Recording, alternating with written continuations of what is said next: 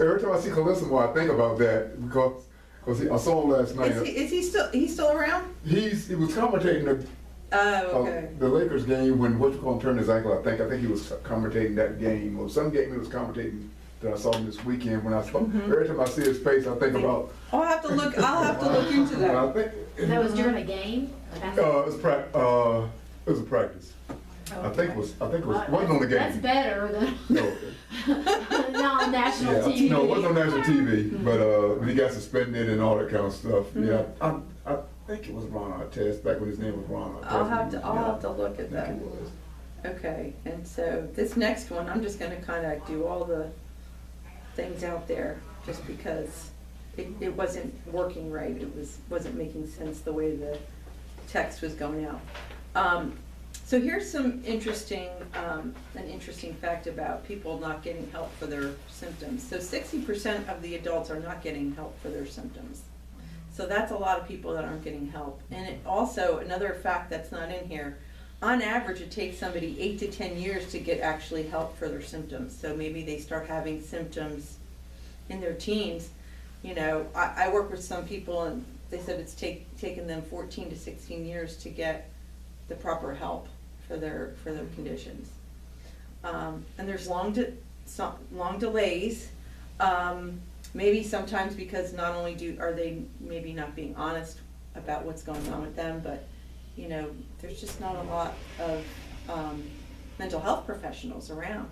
You know, they're few and far between. But the biggest reason why people don't get help for their symptoms is because of the stigma that's associated with it. They don't want to be seen as different than somebody else, yet a lot of people are suffering. So we're trying to break that stigma that surrounds. Couldn't some of it be though, since they have a mental health issue, they personally may not be able to recognize they have. And that's whereas true if you have too. a sore knee, you know you got a sore knee and need to go to the doctor. And that's true too. Sometimes they don't know, but you know. And family members trying to tell them that there's an issue is problematic from personal experience. And the other part, family member telling them that you don't have an issue, not willing to accept that they do have that the problem is mental. Right. Because they're thinking that it's everything else but a mental problem. That you know, you're in my family. We don't have crazy people in my family. You know. Well, again, that's what they say. You know. Right.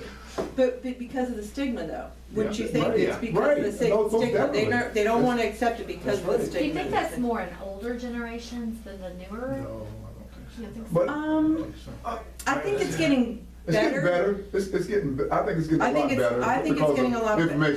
Information is making it better. But initially, it's you don't accept it. You don't, especially if it's new to your family. Say it's a child. Mm-hmm. You know, it's something you've never seen before. Mm-hmm. You know, you don't recognize it, and so you're not. And when somebody tells you that, you know, that this may be mental, this may be something that's mental. It's not just acting out. It's not just. It's something mental that's causing these problems. It takes you a while to grasp that and understand Mm-hmm. and say, well, this person needs help, and we're going to give them the help that they need. And generationally, I mean, you know, nobody talked when we were young about autism. Right. You know, about it. Exactly. And now I see quite a bit of it, Mm-hmm. more towards the Asperger's side of things, but Right. you see it.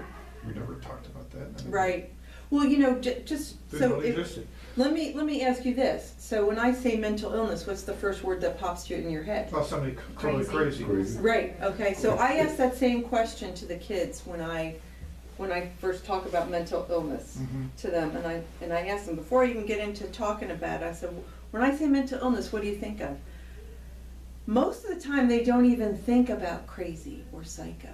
Again, I think that's a generational thing. Sometimes a few of them will say it, but for the most part, they're thinking, depression, schizophrenia. They're thinking of the diagnoses. They're not thinking about. That's good. Yeah. So I am seeing a change. You know, like, but if I talk to teachers and, you know, older folks like us, you know, not the youth, but they're saying, you know, there's just definitely a difference. There is definitely more of an acceptance that's coming around, but they still don't feel all that comfortable talking about it, you know. But anyway, so I do think it is You know, getting better. it took me years to realize that my wife was pegged me with it first, but she said I have OCD, Okay. you know, and I do. To some degree, I really do, but I found out that that's what made me good as an aircraft mechanic, Right. because I had OCD, Right. because I wasn't gonna walk away with something, Organized. everything, because you have to be very organized, because you have to, Yeah. everything has to be in its place, you can't, if you drop one little piece of safety wire, you gotta find it, you know, and and that was part of, but I didn't realize it, but she noticed it from around the house, she thought nothing about what I did at work. Right. But she noticed it, the way I am at home and the way I do my cars, my clothes, everything, it fit well being in the military. That's an Yeah. example of using a handicap and using it for the good, Yeah. you know? Well, and a lot of people that live with mental health conditions, you know, there's a lot of very creative people. Yeah. That's true. And it's when, you know, here's the thing, is when the symptoms affect your ability to live, laugh, and love. That's when, you know, that's what I like to say to the kids. If it's affecting your day-to-day activities to where you can't enjoy your life, then there's an issue, you know?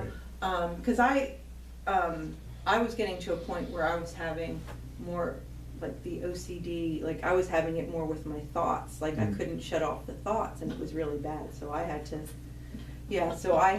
That's all I thought. yeah, you know, not so So I'm anyways. reading that going, whoo. And I'm the one going, I don't know what it means. I got 9 out of 10 of those symptoms. Yeah, I know.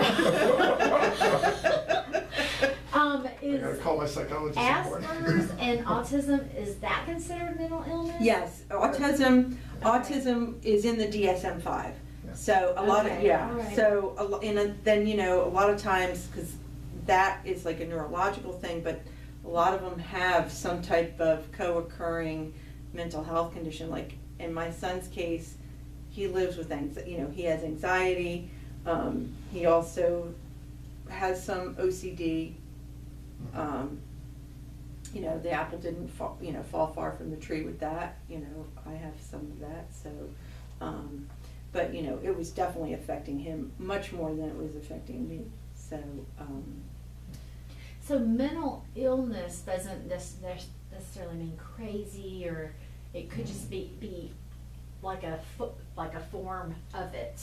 It's not hospitalization and none of that. not everybody that has a mental health condition has to be hospitalized. You know, but Or sometimes. be medicated. Or be medicated, right, because there's all forms of treatment. Some people, it's just It's a like, pretty broad spectrum. it is a pretty broad spectrum. So like what I like to say is, you know, just to give an example. So one person that has diabetes might be able to just manage their diabetes with diet and exercise. Another person might have to use insulin.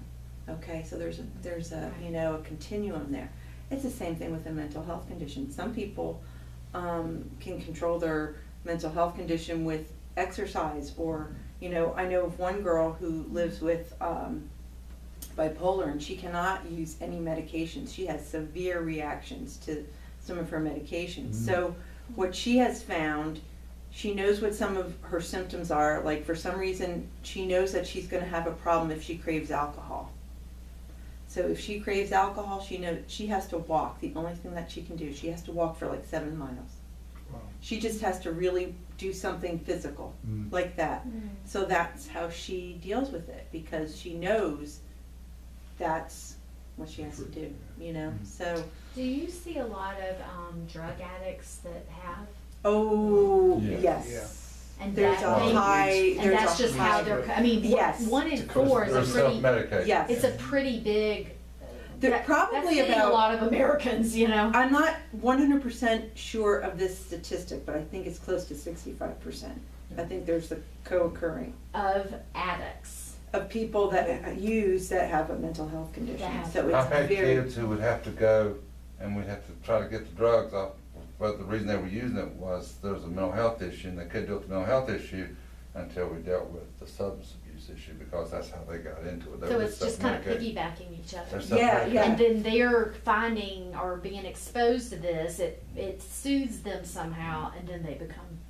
And sometimes they don't like the med they got because they may have Right. Another side effect. But marijuana doesn't have that side, but it eases me too, and so they'll play doctor. yeah, yeah. So So that's why I think it's really important that some of these kids learn some other Coping coping skills, things, you know, so, you know, maybe it's exercise, you know, but maybe they are very good at drawing or art, you know, so something that they can go to when they're having some of those negative Well, this is feelings. interesting, and I know I'm interrupting your whole thing, No, but no, I have no. daughters that deal with some depression and anxiety, and we've got to the point with one of them, I've said, you know, if there's ever a time you need to be medicated, we will do that. But you are 17, and we're looking at the rest of your life. You have to learn how to soothe yourself through meditation, prayer, you know, exercise, something, because you got the rest of your life, you know. But sometimes, because a lot, especially with the brain science now, what we're learning, a lot of stuff we didn't, for years, we didn't realize was actually a physical thing causing that. So, yeah, we've got control. Sometimes medication is part of that regimen. It may be for the rest of your life sometimes to control that, but but that's because your body is what's causing it. Just like if you have high blood pressure or It's a chemical or something. imbalance. It's a chemical imbalance. It's a chemical And imbalance. so sometimes, and I know there's a stigma to, they just want to medicate those kids. And there are some out there that I won't send kids to because they like to medicate. Yeah. Real easy. But a lot of times there are places where you've got to have, you know, I have a lot of kids with, you know, come in here, they see, you know, with, ADHD. thank you, my brain's dead. ADHD and stuff. And for, well, we don't want to medicate, we want to medicate. I said, well, there's a difference between them passing high school or being with me. You know, so sometimes we have to make choices.